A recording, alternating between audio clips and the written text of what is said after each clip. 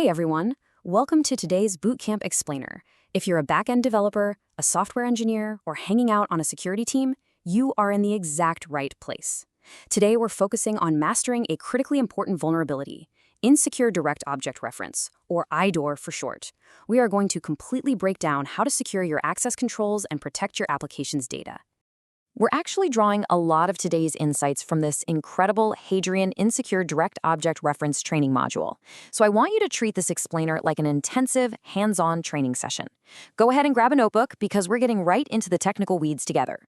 Here is our game plan for today. We'll start with a welcome to the IDOR training, break down the anatomy of an attack, look at some real-world case studies, learn to think exactly like an attacker, dive into code-level remediation strategies, and finally, wrap up with the ultimate defense checklist. Okay, let's just dive right into it. Section 1. Welcome to IDOR training. We're going to start by understanding the core concept. So, what exactly is Insecure Direct Object Reference? Basically, it's a vulnerability that happens when your application uses user-supplied input to access objects directly. But, and here is the kicker, without proper authorization checks.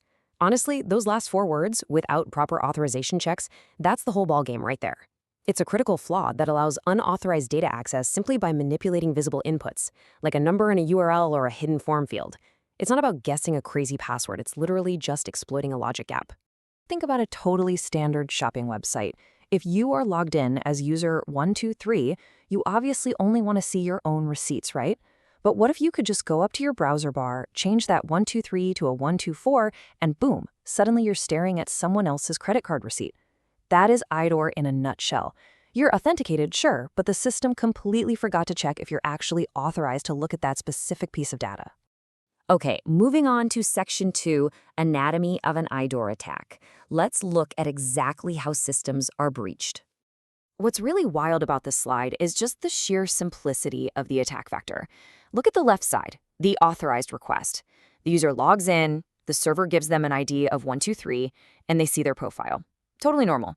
But over on the right, the attacker just clicks their address bar, deletes 123, types 124, and hits enter.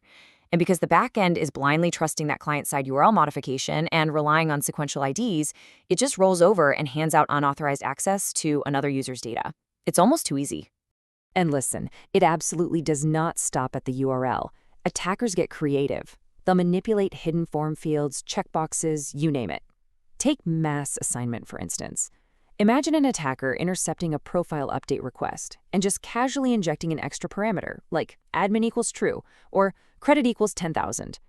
If your framework is just blindly binding that input to the database without filtering it, you've literally just handed over admin privileges or, free money.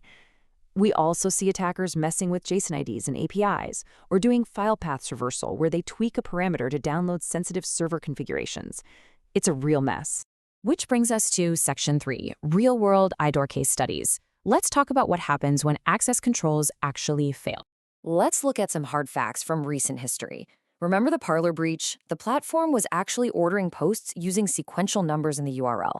Attackers figured this out instantly, and since there were zero access limits, they just fired up automated scripts and scraped massive amounts of data, including user geolocation metadata. Spooky stuff. Or take the WordPress CVE 2023-4366. There was a flaw in a private files plugin that literally let attackers craft specialized requests to download files right out of other users' folders. The real-world impact here, we're talking massive data exposure, huge privacy violations, and a total loss of user trust. All right, Section 4, Thinking like an attacker. We need to talk about manual testing and fuzzing.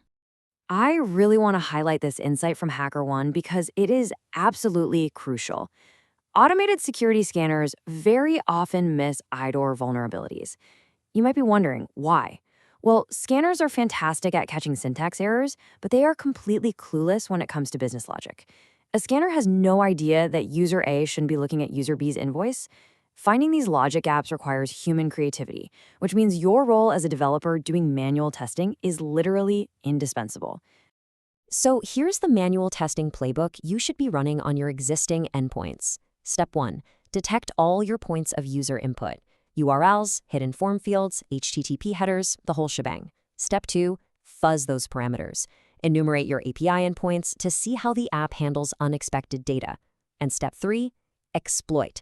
Actually try altering those object references, swap out IDs, increment those numbers, and see if your application suddenly starts leaking unsecured internal objects. Okay, Section 5, Code-Level Remediation Strategies. Let's get into securing your architecture. This is the meat of the explainer right here. The crucial point is implementing strict server-side checks. Look at the vulnerable Express node code on the left. It grabs the requested ID directly from the URL and just fetches the details. It might check if the user's logged in, sure, but it completely fails to check who they are. Now, check out the remediated code on the right. We've added a strict server-side check. If the currently authenticated user's ID actually matches the requested parameter ID, then we serve the data. If not, we hit them with a 401 unauthorized response.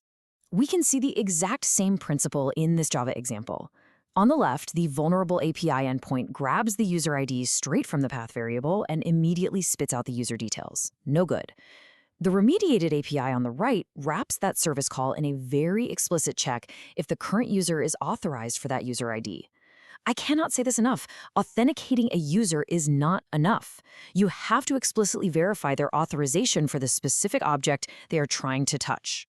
Now, let's talk about identifiers because they are a huge part of your defense architecture. If you're using sequential IDs, attackers can enumerate your endpoints by literally just counting up like a toddler. 1, 2, 3, it's incredibly easy for them. But if you switch to UUIDs or GUIDs, those identifiers become practically non-guessable.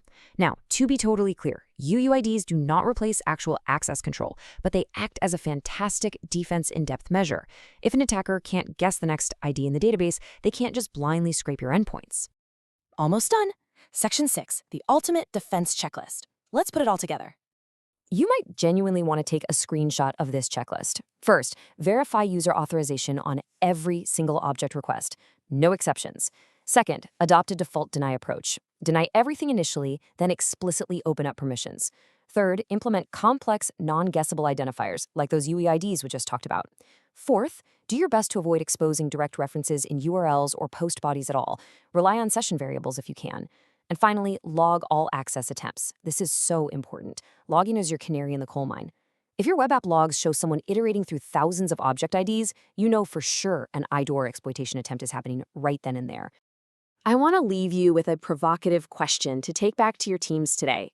Does your code base blindly trust the ID in the URL? Really think about it. I highly encourage you to go audit your own API endpoints right after this. Try tweaking a parameter and just see what happens.